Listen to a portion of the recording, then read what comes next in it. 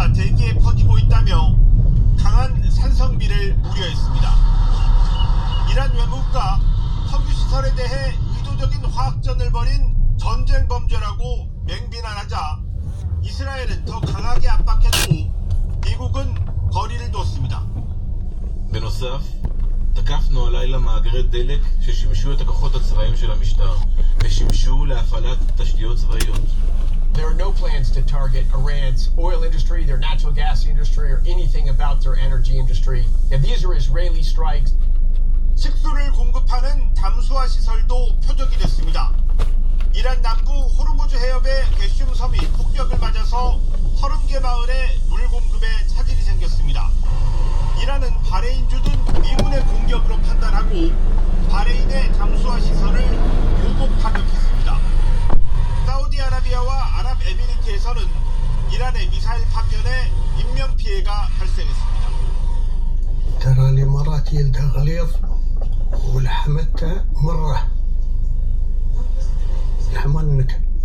이스라엘 언론은 이란 게슘섬 폭격을 아랍에미리트의 첫 이란 공격이라고 보도했지만 UAE 정부는 가짜 뉴스라면서 참전을 부인했습니다.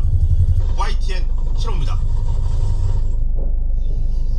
미국과 이스라엘의 공습으로 사망한 이란의 최고 지도자 후계자가 선출돼 곧 발표될 예정이라고 로이터 통신 등이 현지 언론을 인용해 보도했습니다. 로이터 통신 등에 따르면 이란의 최고 지도자를 선출하는 헌법기구 전문가회의 호세인 알리 에슈케바리 위원은 이맘 호메이니와 순교자 이맘 하메네이의 길을 이어갈 인물이 다수 득표로 선출됐다며 이같이 밝혔습니다. 이어 하메네이의 이름이 새로운 최고 지도자로 유지될 것이라고 덧붙였습니다. 이는 하메네이의 차남 모즈타바 하메네이가 새로운 후계자로 선출됐음을 시사하는 거라고 풀이된다고 외신들은 전했습니다. 도널드 트럼프 미국 대통령은 미국의 승인 없는 이란의 차기 최고 지도자는 오래가지 못할 것이라고 경고했습니다. 트럼프 대통령은 현지 시간 8일 ABC 뉴스와 인터뷰에서 이란의 차기 지도자는 반드시 미국의 승인을 받아야 한다며 만약 우리의 승인을 받지 못하면 오래가지 못할 것이라고 말했습니다. 트럼프 대통령의 발언은 하메네이의 뒤를 이을 차기 이란 최고 지도자에 대한 합의가 이뤄졌고 곧 발표가 이뤄질 것이라는 보도가 나오는 가운데 나왔습니다. 앞서 트럼프 대통령은 새로운 이란 최고 지도자로 사망한 하메네이의 아들 모주타바가 유력하다는 보도가 나오자 하메네이의 아들은 받아들일 수 없다고 밝힌 바 있습니다. 유가가 치솟으며 경제 위기 불안감이 고조되고 있는데요. 미국 에너지부 장관이 유가 위기는 몇 주 안에 풀릴 사안이라며 진화에 나섰습니다. 미국이 이란 핵시설을 공습한 가운데 고농축 우라늄을 확보하기 위해서 특수부대를 이란에 투입하는 방안을 검토 중인 것으로 전해졌습니다. 뉴욕 연결해 자세한 소식 알아보도록 하겠습니다. 이수민 특파원, 트럼프 행정부가 유가 급등과 관련해서 불안 진정에 나섰다고요? 네, 그렇습니다. 크리스 라이트 미 에너지부 장관은 CNN 방송과의 인터뷰에서 유가 급등 문제가 몇 주 안에 풀릴 것이라고 말했습니다. 그러면서 휘발유 가격이 갤런 3.78리터당 이 3달러 아래로 다시 내려가기를 바라고 있고 머지않아 그렇게 될 것이라고 주장했습니다. 특히 이 정확한 시기를 예측하기는 어렵지만 최악의 경우 몇 주이지 몇 달이 걸릴 사안은 아니라고 강조했습니다. 그러면서 미국이 이란의 공격 능력을 떨어뜨리고 있다며 하루 전 대형 유조선 한 척이 호르무즈 해협을 통과해 걸프 해역을 지났다고 소개했습니다. 이어 시장에 약간의 공포 요인이 반영된 추가 비용이 발생하고 있지만 현재 세계는 석유나 천연가스가 부족한 상황이 아니라고도 짚었습니다.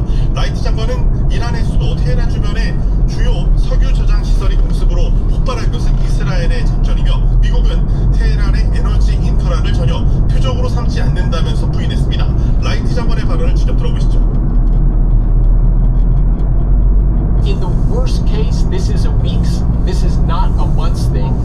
The U.S. is targeting zero energy infrastructure.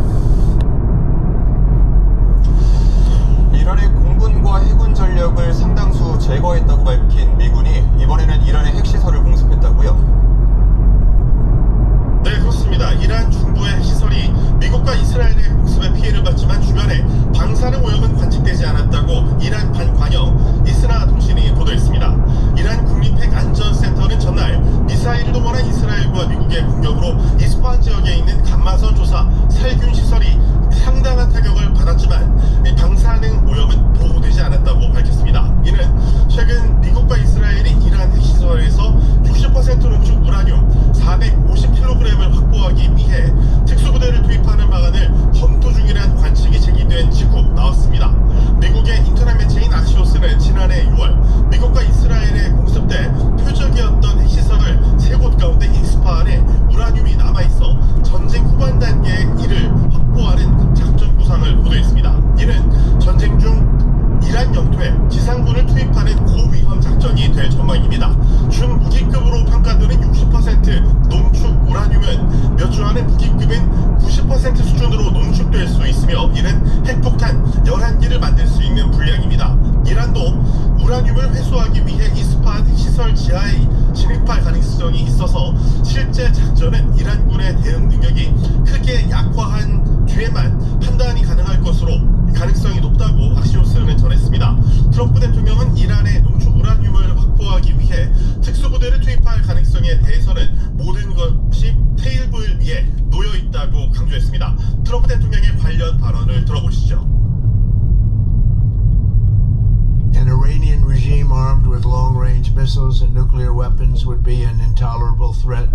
We're ensuring that the world's number one sponsor of terror can never obtain a nuclear weapon. 미국 일간 뉴욕타임스는 미 고위 당국자가 현재 이란 전쟁 다음 계획에 특수부대 투입 작전은 들어있지 않다고 말했다며 우라늄 확보를 위한 지상군 투입 여부는 아직 결정되지 않았다고 보도했습니다. 또 미국이 지상전을 공개적으로 언급한 건 협상 전략으로 이란의 우라늄 비축량을 포기하도록 압력을 가하려는 의도일 수도 있다고 분석했습니다. 지금까지 뉴욕에서 YTN 이승윤입니다.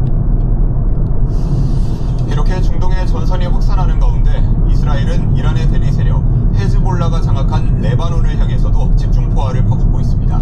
이스라엘은 레바논이 헤즈볼라를 무장 해제하지 못하면 재앙적인 결과를 초래할 거라고 거듭 경고했습니다. 박영진 기자가 보도합니다. 현지 시간 8일 이스라엘이 레바논 수도 베이루트의 호텔을 폭격해 4명이 숨지고 10여 명이 다쳤습니다. 베이루트 중심부를 친 건 이번이 처음입니다. 호텔은 레바논 남부등에서 온 피난민들이 머물고 있었는데 이스라엘은 레바논에서 활동 중인 이란 혁명수비대 지휘관들을 정밀 타격한 것이라고 주장했습니다. 전날에도 레바논 남부 마이파둔에서 이스라엘의 공습으로 최소 5명이 숨지고 수십만 명이 피난길에 올랐습니다. 헤즈볼라 역시 물러설 생각이 없습니다. ولن نستسلم. ندافع بإمكاناتنا وإيماننا مهما بلغت التضحيات. 이스라엘과 레바논 무장정파 헤즈볼라가 국경을 사이에 두고 맞불 타격을 주고받으며 사실상 제2의 전선이 형성된 겁니다. 레바논 보건부는 지금까지 사망자가 300명에 달하고 1000여 명이 부상했다고 밝혔습니다. 피난민도 45만 명을 넘어섰습니다. 이란의 대리 세력 헤즈볼라에도 똑같은 공격을 하겠다고 공언한 네타냐후 총리는 헤즈볼라를 무장 해제하라며 레바논 정부를 압박하고 있습니다. 방치하면 제약적 결과를 초래할 거라고 경고했습니다. אם לא תעשו זאת, התוקפנות של חיזבאללה תביא השלכות הרות אסון ללבנון. והגיע הזמן שגם אתם תיקחו את גורלכם בידיכם. 미국과 함께 이란 공격에 나선 이스라엘은 이를 명분으로 국경이 맞닿은 레바논의 무장 세력 헤즈볼라까지 제거해 지역 안보를 확보하겠다는 계산이 깔린 것으로 보입니다. YTN 박영진입니다. 이스라엘군이 미국과 이란의 충돌을 계기로 레바논에 대한 강도 높은 군사작전을 이어가면서 사망자가 400명에 육박하고 있습니다. 이스라엘군은 현지 시간 8일 레바논 수도 베이루트를 공습해 이란 이슬람 혁명수비대 소속 지휘관 등 5명을 살해했다고 밝혔습니다. 이스라엘군은 하루 동안 레바논 전역에 걸쳐 100차례가 넘는 공습을 감행했으며 특히 베이루트 남쪽 외곽 바이에 지역에 있는 헤즈볼라 정예 라두안 부대의 지휘소와 훈련시설도 타격했다고 밝혔습니다. 레바논 당국은 지난 며칠간 이스라엘의 공격으로 자국에서 394명 피난민이 발생했다고 집계했습니다. 이란의 주변 중동 국가 공격에 대응해 아랍에미리트가 처음으로 이란을 직접 공격했다고 이스라엘 현지 매체들이 보도했습니다. 이스라엘 예루살렘 포스트 등은 UAE가 최근 이란의 담수화 시설을 노려 공습했다고 보도했습니다. 걸프 국가 가운데 이란을 직접 타격한 건 이번이 처음으로 이란이 드론과 미사일 공격을 지속하자 이에 대한 보복이나 경고성이라는 분석이 나옵니다. 이스라엘 매체들은 이란의 공격이 확대된다면 UAE가 제한적인 규모라도 이란 공세에 추가로 가담할 가능성이 있다고 내다봤습니다. 이란 외무부는 전날 게슘섬의 민간 담수화 시설이 미사일 공격으로 파괴됐다고 주장했습니다.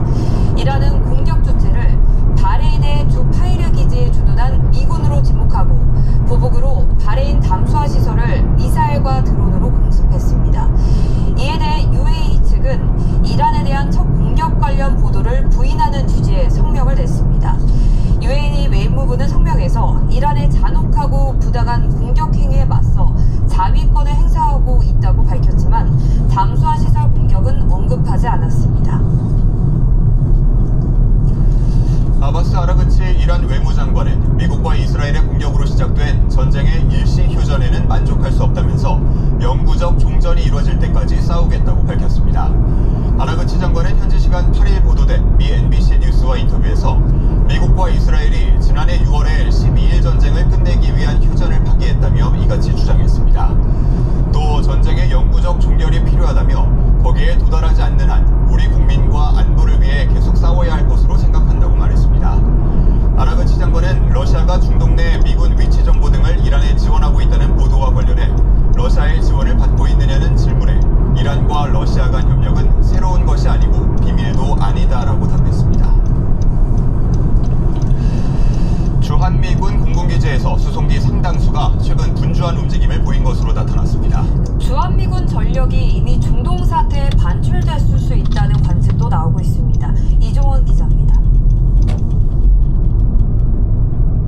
항공기 동선 추적 사이트에 올라온 미 대형 수송기 C-5의 이동 경로입니다. 지난 2일 오산 공군기지를 출발해 스리랑카와 인도네시아 사이의 인도양 해상에 도착한 것으로 나타났습니다.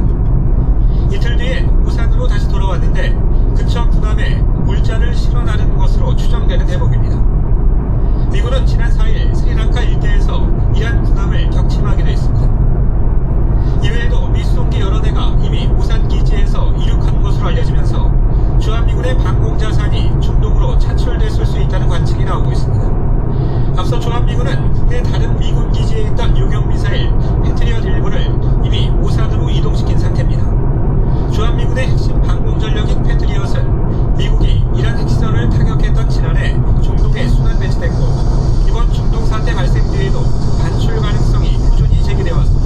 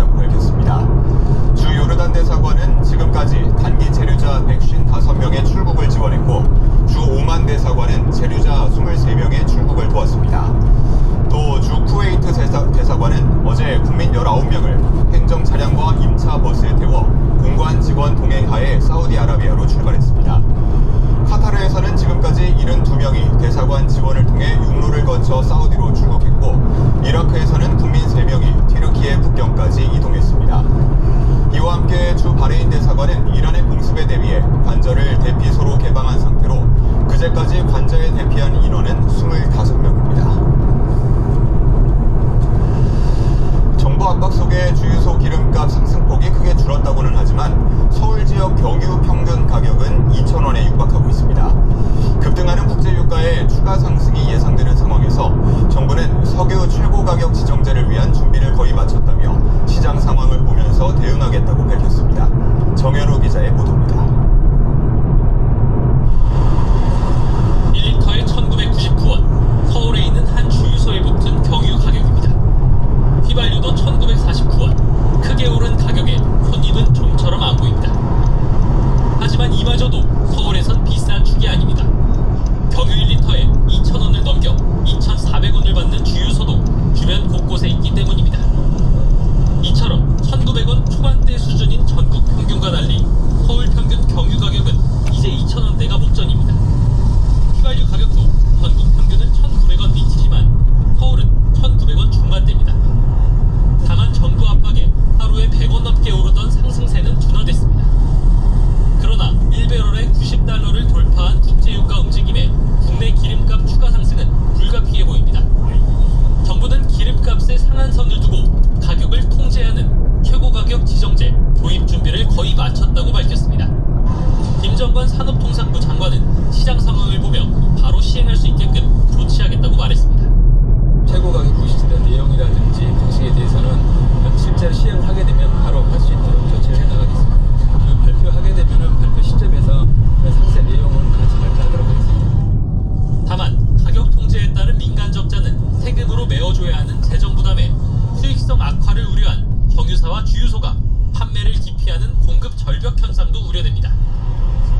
정부는 유류세 인하폭 확대와 비축류 방출, 구제 시행 등 다른 방법도 종합적으로 검토하며 최고가격제 발동 여부를 결정할 것으로 보입니다.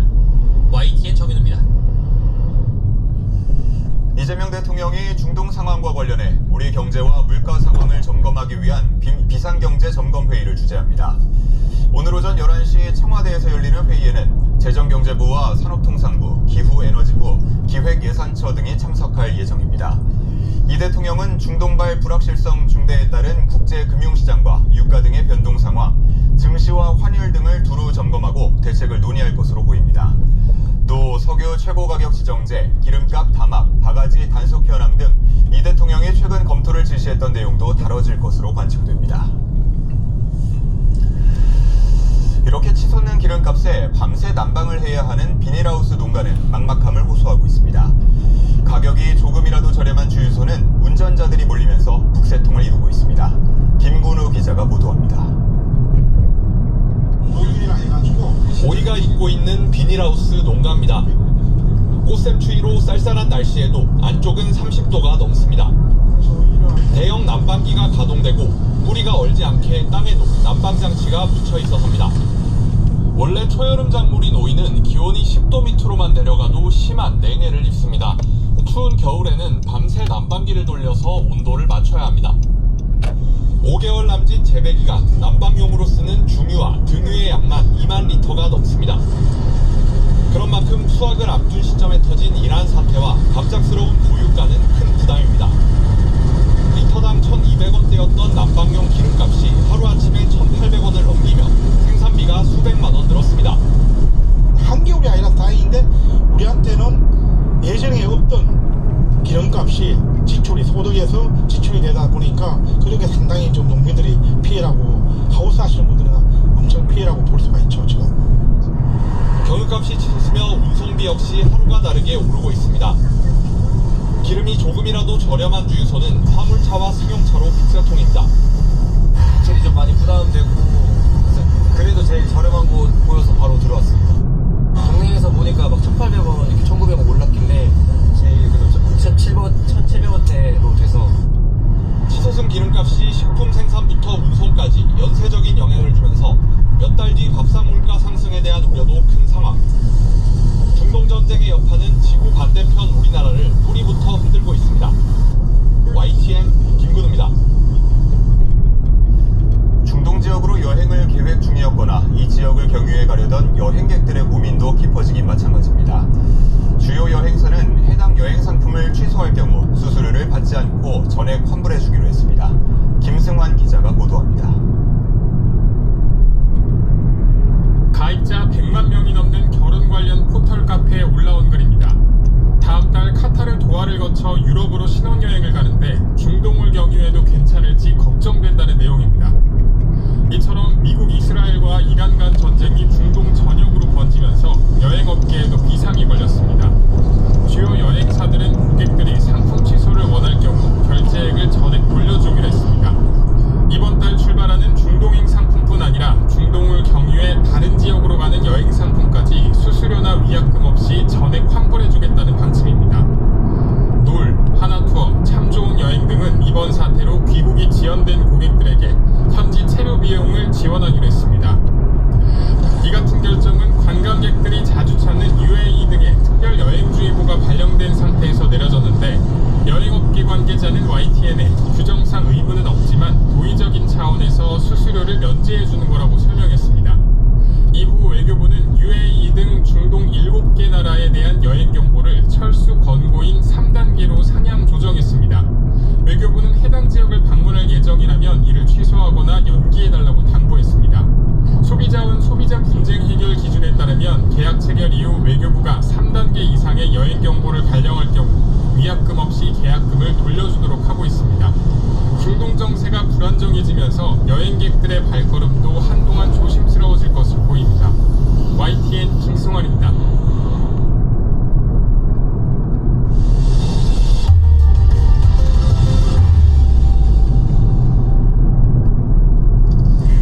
이란을 상대로 전쟁을 개시한 지 열흘째를 맞고 있는 가운데 미군 사망자가 1명 늘어서 지금까지 전사한 미군이 7명이 됐다고 미군 당국이 밝혔습니다.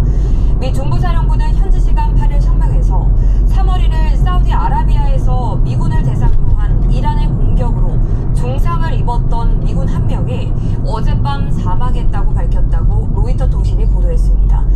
전사한 군인의 신원은 유족 통보 후 24시간이 지나기 전까지 공개되지 않는다고 미 중부사령부는 밝혔습니다. 이런 가운데 상반기 한미 군사연습 자유의 방패가 오늘부터 2주 동안 시행됩니다. 매년 3월 시행되는 자유의 방패는 한반도 유사시를 가정해 한미 연합군의 작전 수행 능력을 검증 숙달하는 정례 훈련입니다. 오늘 19일까지 컴퓨터 시뮬레이션 방식의 연합 지휘소 연습과 야외 기동훈련 22건이 병행됩니다. 다만 남북 관계 등을 고려해 실제 병력을 움직이는 야외 훈련은 절반 수준으로 줄였습니다. 이어서 정치권 소식입니다. 검찰개혁 후속 법안인 공소청, 중수청 법안을 두고 여권 내 긴장감이 다시 높아지고 있는데요. 이재명 대통령은 SNS에 집권 세력이라고 마음대로 해선 안 된다고 글을 올렸지만 민주당 내 강경파 반발은 여전하고 정청래 대표는 입법권은 당에 있다고 밝혔습니다. 황보혜경 기자입니다. 내 의견만이 진리이자 정의란 태도는 실패의 원인이 될 수 있다. 이재명 대통령이 밤 10시쯤 SNS에 올린 의미심장한 글입니다. 집권 세력이라고 해서 마음대로 다 할 수 없고 그래서도 안 된다며 국민지성의 무서움을 잊지 말라고도 적었습니다. 이 대통령은 구체적 대상을 특정하진 않았는데 여권 안팎에선 민주당 강경파 법사위를 겨냥했다는 해석이 나왔습니다. 실제 대통령 글이 올라오기 40분 전 법사위 연안간사 김용민 의원은 SNS에 정부의 공소청법은 이름만 바꾼 수준으로 검찰청이 폐지됐다고 볼 수 없다고 일갈했습니다. 추미애 법사위원장도 검찰총장 명칭 존치나 검사 동일체 원칙 등을 지적하는 릴레이 글을 올리는 등 법사위를 중심으로 반발이 잇따르고 있습니다. 여전히 검사들의 경우에 다른 공무원들보다는 약간 특권 우월적인 지위에 있다는 것이 간접적으로 확인되지 않았나. 또 반복된 당청 엇박자에 정청래 대표는 요란하지 않게 물밑에서 조율하겠다면서 수정안 손질 가능성을 처음 언급했습니다. 세상에 완전 무결한 완벽함은 없단 겁니다. 미진한 부분이 지금 정보지휘법에 발견된다면 당연히 이것은 인권권은 당에 있기 때문에 저는 조율이 가능하다. 정부 법안을 당 의원총회에서 손질했고 이를 받아 정부가 수정안을 제2법 예고했는데 이를 또 바꿀 수 있다고 언급한 거라 적지 않은 파장이 예상됩니다. 정청래 대표는 또 비상계엄 사태와 서부지법 폭동 등을 언급하며 사법불신의 원흉 조희대 대법원장은 스스로 물러나라고 거듭 압박했습니다. 정청래 대표는 검찰개혁에 대한 국민과 당원의 열망이 실망으로 바뀌지 않도록 하겠다며 비판 여론 달래기에도 나섰습니다. 정부안에 둘러싼 당청 갈등 재현 가능성과 함께 당내 전운이 짙어지고 있습니다. YTN 홍보의견입니다. 더불어민주당 공천관리위원회가 오는 6.3 지방선거에서 제주와 전북 광역단체장 후보를 경선을 통해 선출하기로 했습니다. 제주지사 후보는 현역인 오형훈 지사와 위성군, 문대림 의원 등 3명이, 전북지사는 현역 김관영 지사와 안후영, 이원택 후보까지 공무원 후보들 모두 경선을 치르게 됩니다. 경선은 권리당원 투표 50%와 안심번호로 추출한 국민선거인단 50%를 반영하는 국민참여 경선 방식으로 진행됩니다. 제주지역 경선은 4.3 희생자 추념일을 고려해 다음 달 3일 이후에 치러질 예정입니다. 한편 국민의힘에선 오세훈 서울시장이 국민의힘 서울시장 후보 등록을 하지 않았습니다. 서울시는 오 시장이 어제 오후 6시까지인 국민의힘 6.3 지방선거 광역단체장 후보 신청을 접수하지 않은 상황과 관련해 오 시장은 당 노선 정상화라는 성결과제를 풀어낼 때 패배의 길을 승리의 길로 바꿀 수 있다고 호소한 바 있다고 밝혔습니다. 그러면서 지금도 그 입장에는 변함이 없으며 당 지도부와 의원들의 응답을 기다리고 있다고 전했습니다. 오 시장은 그제 자신의 페이스북에 지금 우리 당은 수도권 선거를 포기했다며 당 노선 정상화라는 성결 과제를 풀지 않는 이상 후보 접수와 경선이 무슨 의미가 있느냐고 비판했습니다. 국민의힘 김재섭 의원은 더불어민주당 서울시장 예비후보인 정원호 전 성동구청장이 보유한 전남 여수 농지 인근에 정 후보 일가 명의로 된 대규모 농지가 더 존재한다고 주장했습니다. 김 의원은 어제 SNS에 부동산 등기부 등본을 통해 확인했다며 6,800평에 해당하는 이 토지들은 2000년에 취득돼 직접 경작할 의무가 있는 현행 농지법의 엄격한 적용 대상이라고 지적했습니다. 이에 정원호 후보 캠프는 입장문을 내고 해당 농지는 정 후보 남동생과 모친의 합법적 자산이며 수십 년간 현지에 살며 실제로 경작해온 농지라고 반박했습니다. 그러면서 김 의원이 오 시장의 대리인을 자처해 아무리 막말과 흑색선전을 앞세운다 해도 지난 10년 시정에 대한 시민의 피로와 변화를 향한 열망은 가릴 수는 없다고 강조했습니다. 사건 사고 소식입니다. 어제 낮 1시 반쯤 서울 가양동 사거리에서 스포츠카가 역주행하는 사고가 났습니다.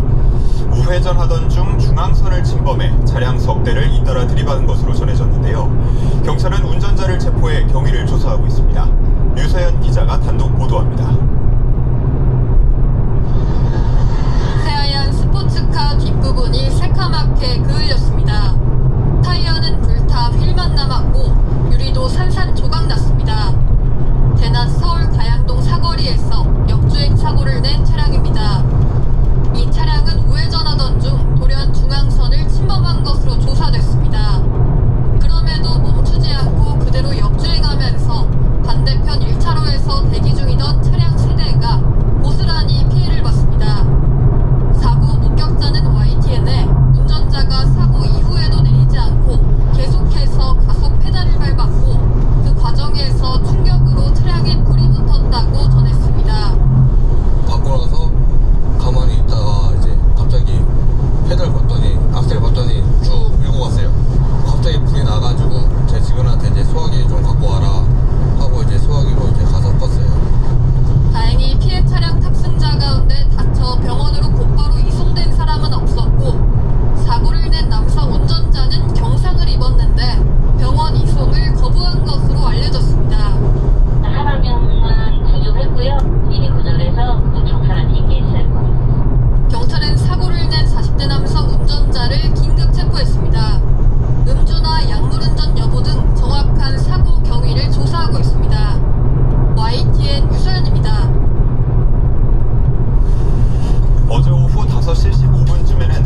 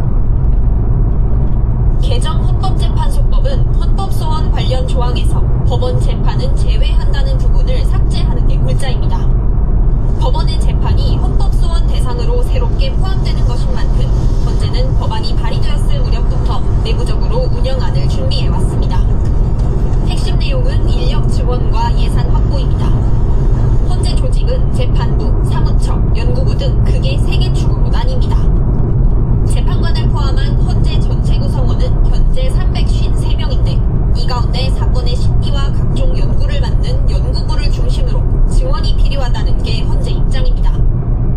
재판부, 사무처, 연구부의 계속된 회의를 통해 필요한 인력과 예산안은 어느 정도 윤곽이 나온 상태입니다. 다만 이 안이 바로 확정되는 건 아닙니다. 헌재 관계자는 예산 확보가 당장 이루어지지는 않는 만큼 일단 현재 여력으로 재판 소원 제도를 운용할 예정이라고 밝혔습니다. 일단 현 상황에서 업무를 수행해보고 실정에 맞게 수정한 안을 추진한다는 겁니다. 지난 4일 재판관 회의를 통해 사건 접수, 배당 규칙의 방향성도 정해졌는데 헌재는 제도 운용의 기초가 갖춰진 만큼 시행 직후 업무 수행에는 무리가 없을 거라고 설명했습니다. YTN 신기입니다. 오늘의 주요 경제일정입니다. 지난 금요일 코스피는 강보합으로 마감됐고 코스닥은 이틀 연속 매수 사이드카가 발동될 정도로 강세를 보였는데요.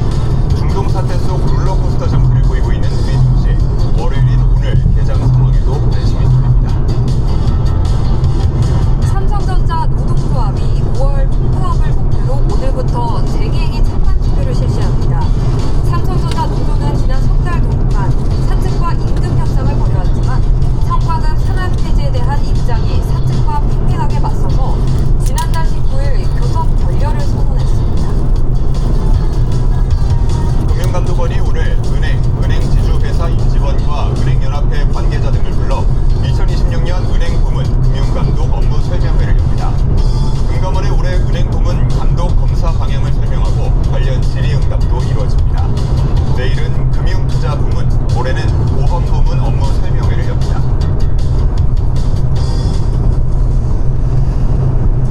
일본 정부가 이른바 일본판 CIA로 불리는 중앙정보기관 출범에 속도를 내고 있습니다. 총선 압승으로 강한 여당을 등에 업은 다카이치 총리가 선두에서 이끌고 있는데 정보 권한 집중에 따른 우려도 나오고 있습니다. 도쿄에서 이승배 특파원이 보도합니다. 다카이치 사나의 일본 총리는 취임 전부터 줄곧 강력한 정보력을 강조했습니다. 이런 생각을 구체화한 것이 바로 국가정보국입니다. 미국 중앙정보국, 한국의 국가정보원 같은 중앙정보기관을 새로 만들겠다는 것입니다. 我が国の国益を守るためには質が高く適切なタイミングを捉えた情報の収集分析を行うとともにそれらをハイレベルで集約し高度かつ的確な意思決定を行う必要があります。 현재 일본의 정보 기능은 5곳에 분산되어 있습니다. 관방부 내각정보조사실, 법무성 공안조사청, 경찰청 외사정보부, 외무성 국제정보총괄관, 방위성 정보본부 등입니다. 정보가 서로 연결되지 않아 부처 간 칸막이로 파편화됐다는 비판을 받았는데 정보 수집 기능을 이뤄나가겠다는 겁니다. 최근 신설될 국가정보국의 세부 내용이 공개됐는데 기존의 내각정보회의를 확대한 국가정보회의가 총괄, 사령탑은 다카이치 총리가 맡습니다. 여기에 관방장관과 외무상, 방위상 등 핵심 관료 9명이 참여합니다. 국가정보국장 자리는 우리 장관에 해당하는 정무관급, 그리고 국가안전보장회의, NSC 산하 국가안전보장국과 동격으로 운영됩니다. 일본 정부는 오는 7월 여름쯤에 출범하는 것을 목표로 하고 있습니다. 일본은 2차 대전 패전 이후 중앙정부 차원의 정보기관을 두지 않았습니다. 보안이나 정보기관에 대한 국민의 거부감이 컸기 때문입니다. 지난 2007년 아베 신조 전 총리도 통합정보기관 신설을 추진했지만 기존 정보기관들의 반대 등으로 무산됐습니다. 다카이치 총리는 새로운 정보기관 출범에 강력한 의지를 보이고 있지만 정보 권한이 집중되는 것에 대해 야당은 물론 자민당에서도 우려의 목소리가 나오고 있어 진통은 불가피해 보입니다. 도쿄에서 YTN 이승매입니다. 일본 정부와 여당이 방위 장비 수출 규정을 대폭 완화해 살상 능력이 있는 무기 수출 확대를 추진하는 것과 관련해 일본인 절반 이상이 반대한다는 조사 결과가 나왔습니다. 교도통신은 지난 7일부터 8일까지 이틀 동안 동안 1054명을 대상으로 한 여론조사에서 살상 능력이 있는 무기 수출과 관련해 56.6%가 허용해서는 안 된다고 답했고 36.9%는 허용해야 한다는 견해를 나타냈다고 전했습니다. 미국과 이스라엘의 이란 공격으로 중동 정세가 악화한 것이 국민 생활에 미치는 영향을 우려한다는 의견은 85.4%에 달했습니다. 영화 왕과 사는 남자가 어제 오전 누적 관객 1,100만 명을 돌파했습니다. 이 작품은 주말인 그제 하루에만 75만 명을 끌어모은 데 이어 어제 오전에도 20만 명이 넘는 관객이 극장을 찾았습니다. 실시간 예매율이 60%를 웃돌고 있고 당분간 경쟁할 만한 대형 신작 개봉도 없어 흥행 흐름이 당분간 이어질 것으로 보입니다. 오늘도 큰 추위는 없겠습니다. 이맘때 수준의 봄 날씨가 예상되는데요. 다만 오전부터 낮 사이 중부 곳곳에 비나 눈이 내리겠습니다. 낮이면 대부분 그치겠지만 강원 산간에는 밤까지 1에서 5cm의 눈이 내려 쌓이겠습니다. 양은 적지만 눈비로 인해 도로가 미끄러울 수 있으니까요. 교통안전에 유의하셔야겠습니다. 또 오늘 전국적으로 공기가 탁하겠습니다. 중서부 지역은 오전부터 대기질이 나쁨 수준 보이겠고요. 오후부터는 남부지방도 먼지의 영향을 받겠습니다. 자세한 지역별 현재 기온 보겠습니다. 이 시각 서울의 기온이 2.6도, 대구는 2.2도로 예년 수준으로 출발하고 있고요. 한낮 기온은 서울이 8도, 대구 10도, 부산 12도로 예상됩니다. 내일은 다시 꽃샘추위가 찾아오겠지만 주 후반으로 갈수록 기온은 오름세를 보일 전망입니다. 날씨였습니다. 이상으로 뉴스타트 1부 마칩니다. 잠시 후 2부가 이어집니다. 시청해주신 여러분 고맙습니다.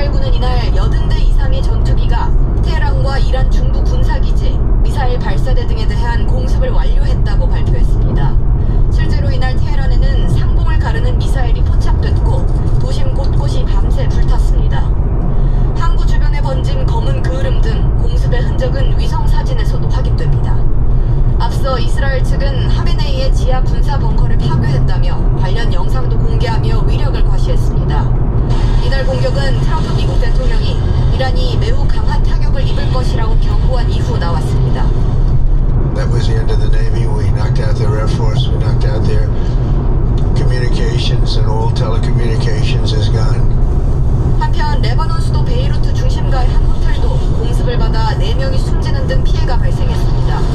이스라엘이 친이란 세력 헤즈볼라 공습을 이어가는 가운데 베이루트 중심부를 공격한 건 이번이 처음입니다. 채널A 뉴스 장하연입니다. 이란의 수도 테헤란을 공습한 이스라엘군은 특히 이 석유 시설을 정밀 타격했습니다. 이란의 에너지 인프라를 무너뜨리겠다는 전략으로 보입니다. 거대한 화염에 휩싸인 테헤란은 거센 폭격의 여파 탓인지 검은 비까지 내렸습니다. 최주현 기자가 보도합니다. 굉음과 함께 시뻘건 불길이 하늘 높이 치솟습니다. 폭발은 쉴 새 없이 연속됩니다. 도로에서 바라본 주변 모습은 불바다로 변했습니다. 현지 시각 어제 이스라엘이 이란 수도 테헤란과 인근 석유 저장 시설을 폭격했습니다. 전쟁 발발 이후 이란 석유 시설 공습은 처음입니다.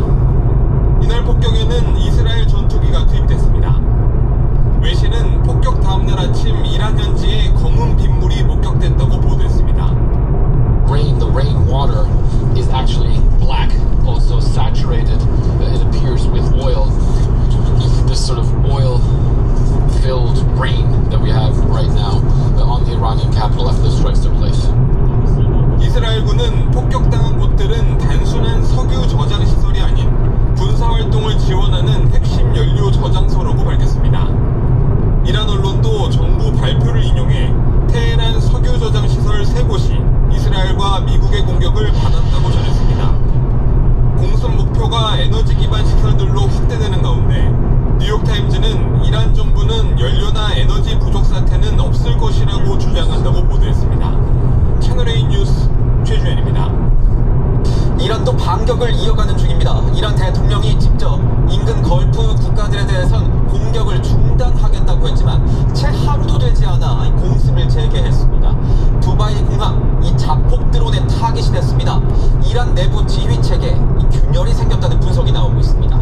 김재혁 기자의 보도입니다. 고층 빌딩 사이로 시커먼 연기가 쉴 새 없이 뿜어져 나옵니다. 현지 시각 오늘 새벽 쿠웨이트 공공사회 보좌기관 건물에서 대형 화재가 발생했습니다. 쿠웨이트 군당국은 이란 드론 공격에 대응하는 과정에서 발생한 파편 때문에 민간 건물에 피해가 발생했다고 밝혔습니다. 비슷한 시각 바레인 시내 한 건물에도 드론이 충돌해 큰 폭발음과 함께 불꽃에 휩싸이는 모습이 SNS를 통해 퍼졌습니다. 폐쇄시키한 이란 대통령이 걸프국 공격에 대해 사과 입장을 밝힌 지 하루도 안 돼 이란 혁명수비대가 주변 걸프 국가들을 다시 공습한 겁니다. 이란 지도부 균열로 군지휘 체계에 혼란이 생긴 것이라는 분석이 나옵니다.